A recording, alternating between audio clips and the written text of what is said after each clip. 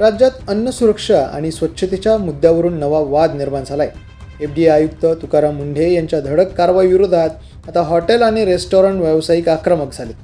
Hotel and Restaurant Association of Western India, National Restaurant Association of India आणि Indian Hotel and Restaurant Association यांनी संयुक्त पत्रक प्रसिद्ध करत आपली भूमिका स्पष्ट केली आहे। ग्राहकांचं आरोग्य आणि सुरक्षितता महत्त्वाची असली तरी कोणत्याही कारवाईपूर्वी कायदेशीर प्रक्रियेचं पालन करणं आवश्यक असल्याचं त्यांनी म्हटलं आहे। अन्न सुरक्षा आणि मानके कायदा 2006च्या कलम 32 नुसार परवाना थेट निलंबित किंवा रद्द करण्यापूर्वी संबंधित व्यावसायिकांना सुधारणा नोटीस देण्यात यावी अशी मागणी संघटनांनी केली आहे। तसेच तपास पूर्ण होण्यापूर्वी कोणत्याही हॉटेलचे नाव, फोटो किंवा व्हिडिओ सोशल मीडियावर प्रसिद्ध करू नयेत अशी भूमिकाही त्यांनी घेतली आहे।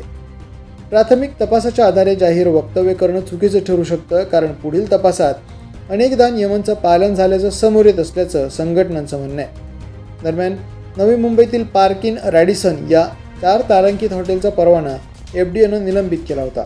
मात्र पुनर्तपासणीत हॉटेलचे 95% नियमांचे पालन केल्याचे आढळल्यानंतर मुंबई उच्च न्यायालयानं हा आदेश रद्द केला।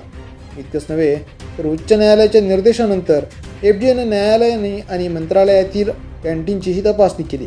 यामध्ये 2 कॅन्टीन बंद करण्याचे आदेश देण्यात आले, तर एका कॅन्टीनला सुधारणा नोटीस बजावण्यात आली आहे। तुकाराम मुंढे यांनी FDAचा कार्यभार स्वीकारल्यानंतर राज्यभरात अन्न भेसळ, बनावट दूध, गुटखा आणि अस्वच्छ हॉटेल्स विरोधात मोठी मोहीम सुरू केली असून या कारवाईचे पडसाद आता न्यायालय आणि हॉटेल उद्योगातही उमटताना दिसत आहेत। द पोलीस न्यूजसाठी अशरफ खान, मुंबई।